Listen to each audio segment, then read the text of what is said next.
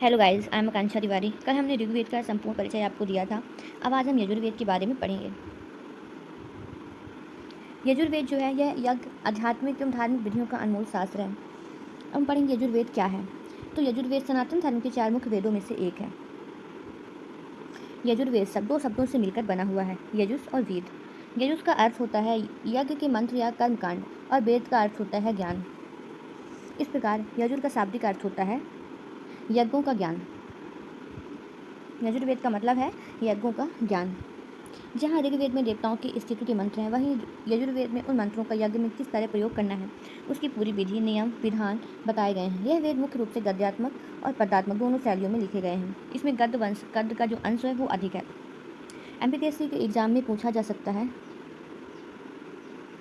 कि जो वेद है, यजुर्वेद है, यह कौन सी शैली में लिखा गया है। तो यह एक ऐसा पहला वेद है जो दोनों पदों में लिखा गया है, गद्यात्मक में भी और पदात्मक में भी। फिर मुख्य पुरोहित। यजुर्वेद के मंत्रों का उच्चारण करने वाले और यज्ञ को संपन्न करने वाले पुरोहित को अध्वर्यु कहा जाता है। जो ऋग्वेद पढ़ते हैं उनके पुरोहित को होत्र कहते हैं, और जो यजुर्वेद पढ़ते हैं उनके पुरोहित को अध्वर्यु कहा जाता है। उनका कार्य यज्ञ की वेदी बनाना, आहुति सामग्री तैयार करना, यज्ञ की संपूर्ण व्यवस्था को सुचारू रूप से चलाना। फिर यजुर्वेद के 2 भाग हैं। यजुर्वेद को उसकी विषय वस्तु और शुद्धता के आधार पर 2 भागों में विभाजित किया गया है। पहला है शुक्ल यजुर्वेद और दूसरा है कृष्ण यजुर्वेद। यजुर्वेद के 2 भाग हैं, शुक्ल और कृष्ण। शुक्ल यजुर्वेद, इसकी विशेषता है कि इसमें केवल यज्ञ के शुद्ध मंत्र शामिल हैं, कर्मकांड की व्याख्या अलग है। इसमें सिर्फ शुद्ध मंत्र शामिल हैं। यह बिल्कुल स्वच्छ और स्पष्ट है। इसे आदित्य यजुर्वेद भी कहते हैं, क्योंकि इसे याज्ञवल्क्य ऋषि ने सूर्य देव की कृपा से प्राप्त किया था। पेपर में पूछा जा सकता है कि शुक्ल यजुर्वेद का जो वो संकलन था वो किसने किया, तो याज्ञवल्क्य ऋषि ने किया था। ये वाजस्नेयी संहिता में पाई जाती है। फिर कृष्ण यजुर्वेद, इसमें मंत्र और उनके विनियोग मतलब कर्मकांड के नियम और व्याख्या सब इसमें शामिल हैं। इसमें कविता और गद्य दोनों का सुंदर मिश्रण देखने को मिलता है। यह तैत्तिरीय संहिता, मैत्रायणी, काठक और कपिस्थल संहिता इन चारों में पाई जाती है, और वो सिर्फ वाजस्नेयी संहिता में पाया जाता है।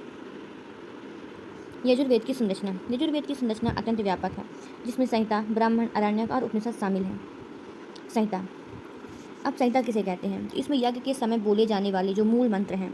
यजुर्वेद की शुक्ल यजुर्वेद की वाजस्नेयी संहिता में 40 अध्याय और लगभग 1975 मंत्र हैं। मतलब संहिता ऐसा उसे कहते हैं जो यज्ञ के समय बोले जाने वाले जो महत्वपूर्ण मंत्र होते हैं।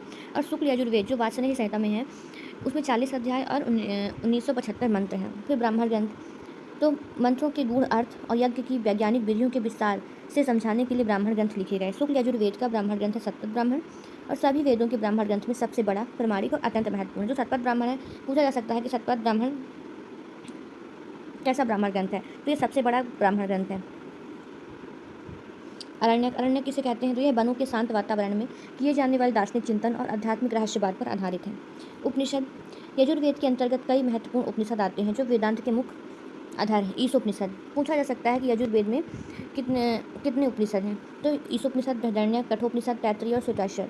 तो ईशोपनिषद शुक्ल यजुर्वेद का 40वां अध्याय जो पूर्णतः आध्यात्मिक ज्ञान, ईश्वर की सर्वव्यापकता, निष्काम कर्म के सिद्धांत को प्रतिपादित करता है। शुक्ल यजुर्वेद का ईशोपनिषद है जिसमें 40 अध्याय हैं। फिर बृहदारण्यक, यह आकार में सबसे बड़ा, सबसे प्राचीन उपनिषद है, जिसमें याज्ञवल्क्य मैत्रेयी का प्रसिद्ध संवाद है। एग्जाम में आ सकता है कि आकार में सबसे बड़ा और प्राचीन उपनिषद कौन सा है, तो बृहदारण्यक उपनिषद है। और यह इसमें किसका संवाद है, तो याज्ञवल्क्य और मैत्रेयी का संवाद है। फिर कठोपनिषद, इसमें कृष्ण यजुर्वेद का भाग है। शुक्ल यजुर्वेद का है ईशोपनिषद और बृहदारण्यक, और कठोपनिषद है कृष्ण यजुर्वेद का, जिसमें नचिकेता और यमराज का अमर आत्मज्ञान संबंधी संवाद है। फिर तैत्तिरीय या श्वेताश्वर उपनिषद, इसमें यह कृष्ण यजुर्वेद परंपरा से जुड़ा हुआ है। इसमें मुख्य यज्ञ और उनका सामाजिक महत्व का क्या क्या है उसको पढ़ते हैं। तो यजुर्वेद में केवल व्यक्तिगत पूजा नहीं बल्कि सामाजिक, राजनीतिक, राष्ट्र की उन्नति के लिए बड़े बड़े यज्ञों का विधान है। जैसे पहला है अग्निहोत्र यज्ञ। दैनिक जीवन में सुख, समृद्धि, पर्यावरण की शुद्धि के लिए सुबह शाम दी जाने वाली जो पवित्र आहुति होती है उसको हम अग्निहोत्र कहते हैं। अक्सर हम देखे होंगे कि जो हमारे पूर्वज हैं वो खाना बनाने के बाद सबसे पहले खाना अग्नि को देते हैं। फिर 10 पूर्णमास यज्ञ, इसमें अमावस्या और पूर्णिमा को किया जाने वाला नियमित यज्ञ है।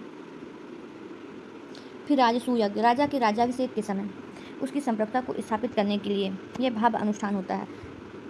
फिर अश्वमेध, राष्ट्र की एकता, सीमा विस्तार और चक्रवर्ती साम्राज्य की स्थापना के लिए राजाओं द्वारा किया जाने वाला महान यज्ञ। इसमें जैसे भगवान जो राम थे उन्होंने भी अश्वमेध यज्ञ करवाया था। जैसे उन्होंने अपना एक घोड़ा छोड़ दिया था और हर जगह उसको अकेले विचरण के लिए छोड़ देते हैं और उसके घोड़े के ऊपर लिख देते हैं कि अगर किसी को हमारी चुनौती स्वीकार है तो आकर हमसे युद्ध करें, और अगर कोई हमारे सामने समर्पण करना चाहता है तो ये इस घोड़े को ऐसे ही छोड़ दे, उसको बांधे नहीं, ना उसको पकड़े, उसके साथ कोई छेड़खानी ना करे। ऐसा ही अश्वमेध यज्ञ होता है। इसमें घोड़े को विचरण के लिए छोड़ देते हैं और जो उस घोड़े को पकड़ लेता है तो उसको चुनौती के रूप में लेते हैं और फिर दोनों राजाओं के बीच युद्ध होता है और जो हार जाता है उसको समर्पण करना पड़ता है।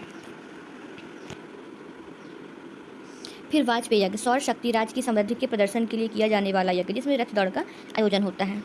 फिर यजुर्वेद का वैज्ञानिक एवं व्यवहारिक महत्व। विज्ञान एवं गणित सूर्य सूत्र। यजुर्वेद और शतपथ ब्राह्मण में यज्ञ वेदी बनाने के लिए अत्यंत सूक्ष्म ज्यामिति और गणितीय गणनाओं के नियम दिए गए हैं, जिन्हें सूर्य सूत्र कहा जाता है, जो भारतीय रेखा गणित की आधारशिला है। कृषि एवं पर्यावरण, इसमें विभिन्न प्रकार के अनाज जैसे गेहूं हो गया, धान, तिल, मूंग और ऋतुओं का सुंदर वर्णन है, जो उस समय की विकसित कृषि व्यवस्था और पर्यावरण चेतना को दर्शाता है। सामाजिक समरसता, इसमें समाज के सभी अंगों के कल्याण और राष्ट्र को शक्तिशाली बनाने की प्रार्थनाएं हैं।